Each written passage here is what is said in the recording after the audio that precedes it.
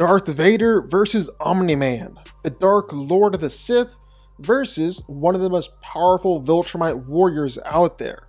But who's ultimately going to be coming out on top here? And really, is it even going to be close? Let's get into it. Starting out, let's take a little closer look at Darth Vader. And the first thing that we got to recognize is that if we truly wanted to use Vader in his prime, then we would use this version of Vader. Anakin Skywalker was the most powerful Jedi in over a millennium, and he had unprecedented power in the Force. By Revenge of the Sith, he was more powerful than anyone on the Jedi Council, even Master Yoda. Even Darth Sidious had to concede that Anakin was potentially more powerful than him.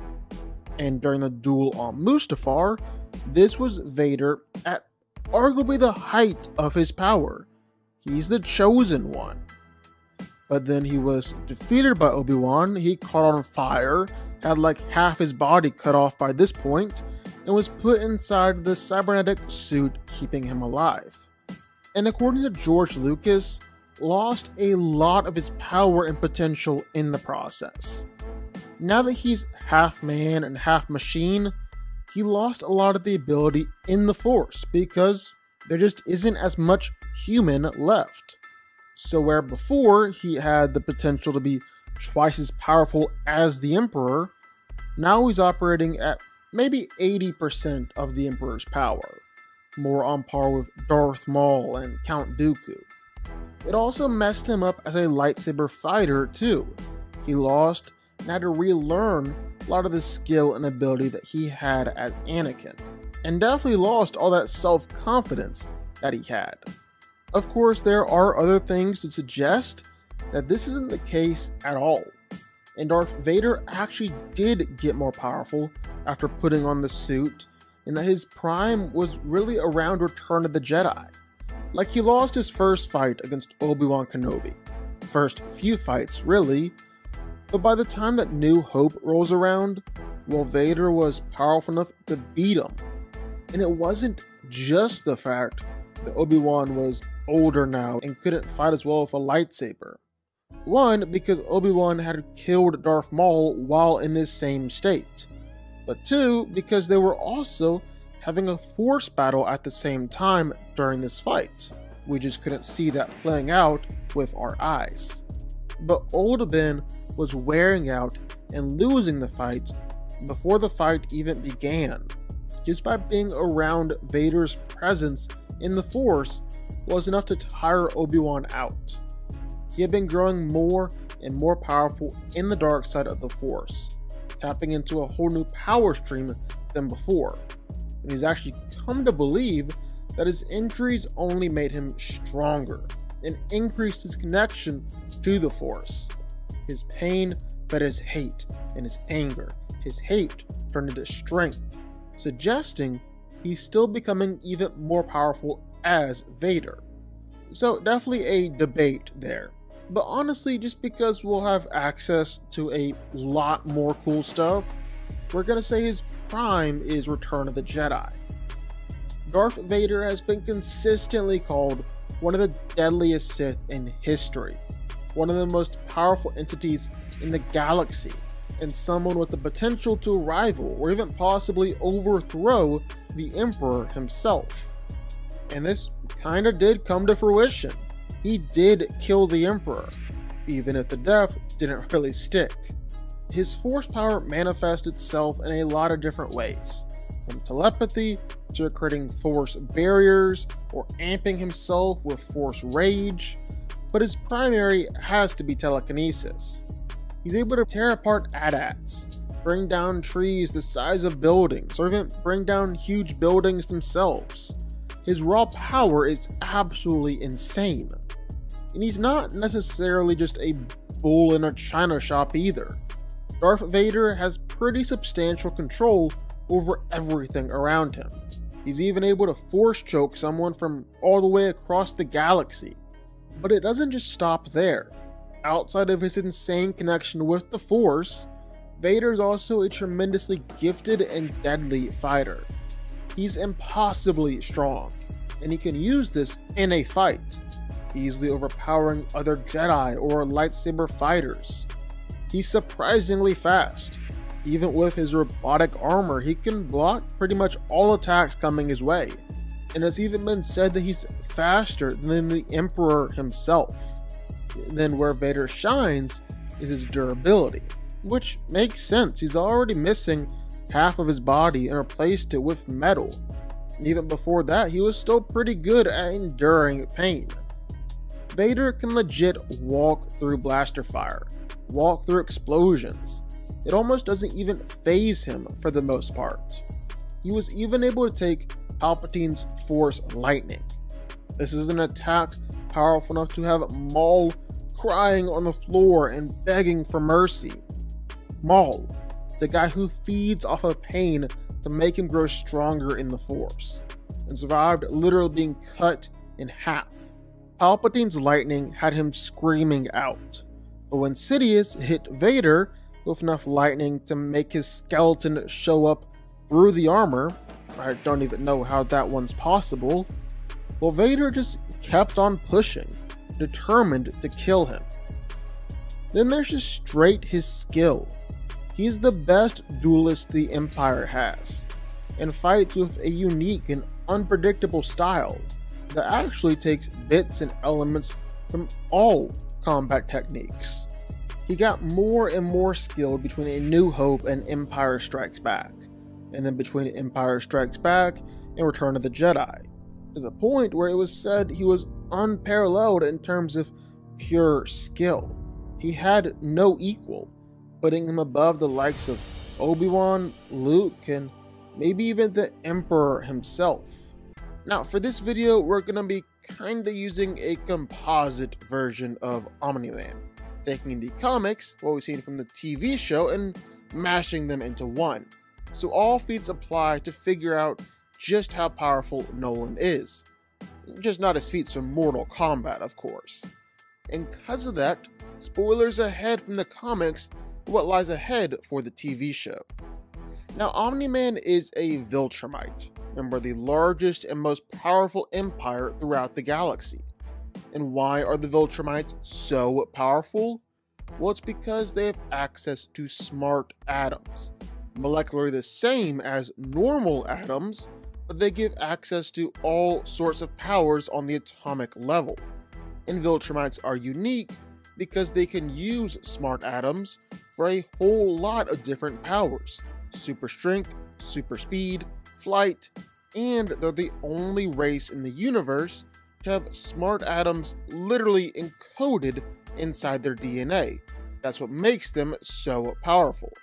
And just how powerful are they?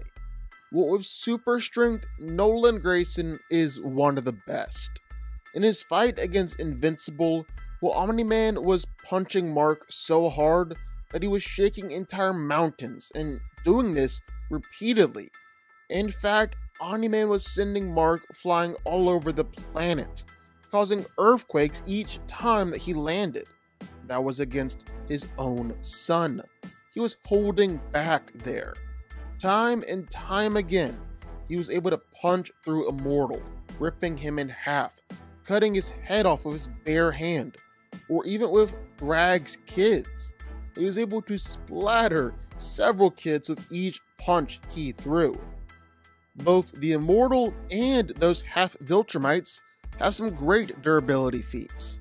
Nolan is still leagues above them.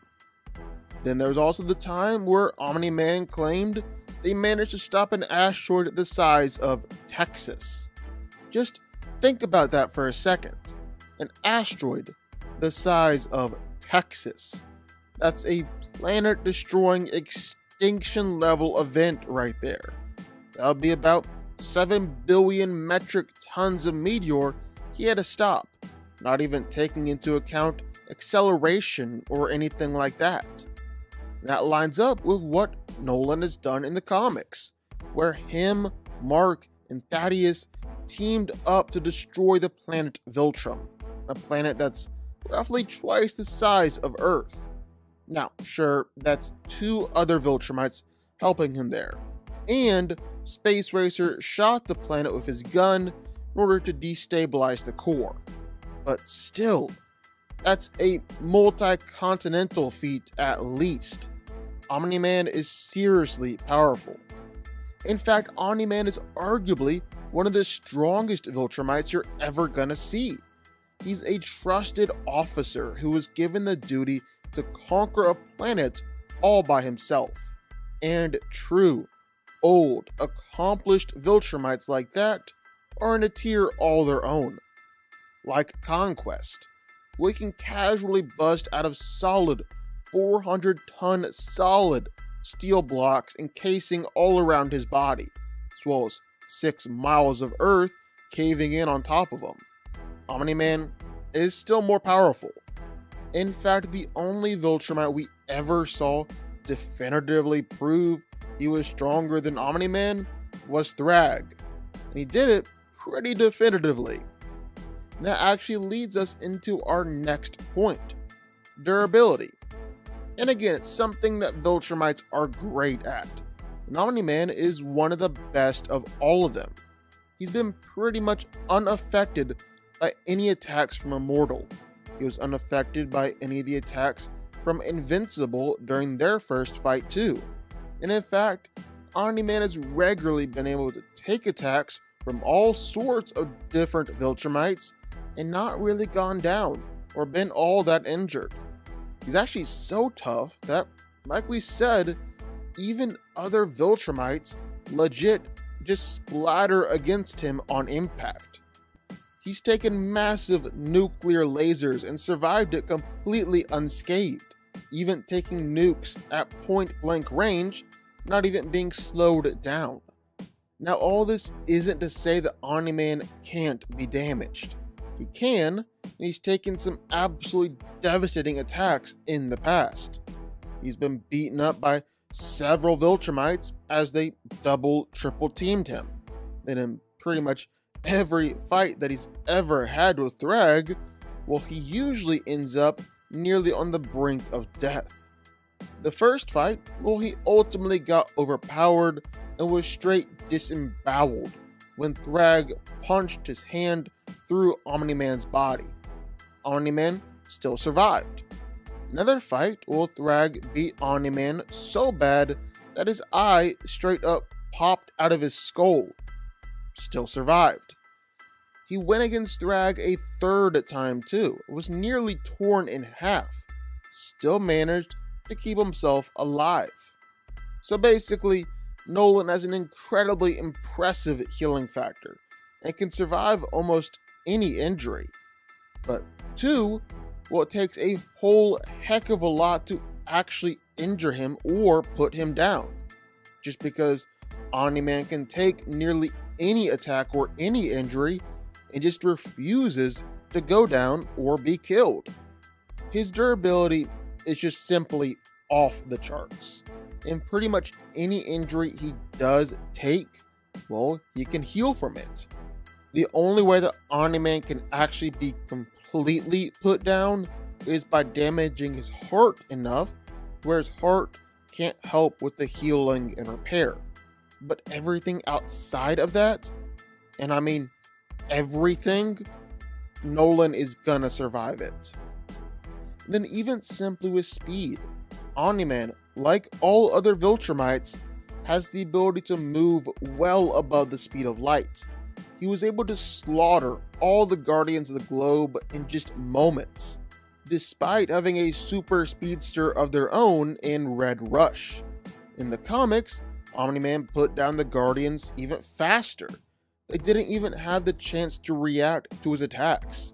He's well faster than Invincible during their first fight. Invincible is legitimately moving in slow motion, and he's well faster than other Viltrumites too. Then even just simply flying around, Nolan is much faster than the speed of light. When he left Earth, he decided to travel to another planet with life, and that journey took him about a week. But not just any planet, but a planet in the Virgo supercluster, which is 65 million light years away from the Earth. He traveled that span in just about a week, making him massively faster than the speed of light. No questions asked. And all these powers, his strength, his speed, even his durability, is best put on display when Omni-Man decided to completely and utterly destroy the Flaxen Empire. And I do mean completely destroy it. He flew through a continent-sized city fast enough to where he was literally causing nuclear-level destruction as he flew around. Basically, how that works is that as he reached light speed, or even just under the speed of light, Nolan was hitting molecules and atoms in the air with so much speed and force that it's causing nuclear fusion, leveling continent-sized cities and sending the entire planet back to the Stone Age. He just kept 3 of them alive in order to send him back, and then killed them too. In short, whether it's in the show or the comics, Omni-Man has just been able to consistently prove that he's not only the most powerful being on Earth, but he's just regularly proven himself to be one of the most powerful Viltrumites as well. So who wins here? Well, let's break it down. Now, Omni-Man is seriously powerful. Like, seriously powerful. Massively strong, incredibly fast, and ridiculously tough. Like, Nolan has even shown off a few multi-continental to even planetary feats for himself. Like, he's resisted the pull of a black hole before. His son, Invincible, is able to smash a moon into Mars' surface, which Omni-Man should definitely scale to. Then his best feat, obviously, helping to 3-shot the entire planet of Viltrum, which is bigger and heavier than the Earth. Of course, there are a lot of caveats that go in with that, like it took 2 other Viltrumites to do it, and Space Racer had to shoot the planet with his gun in order to destabilize the core, or else they wouldn't have even been able to do it, and might have been killed in the process. Still though, a very impressive feat, and definitely one of Omni-Man's best. Nolan is also ridiculously fast.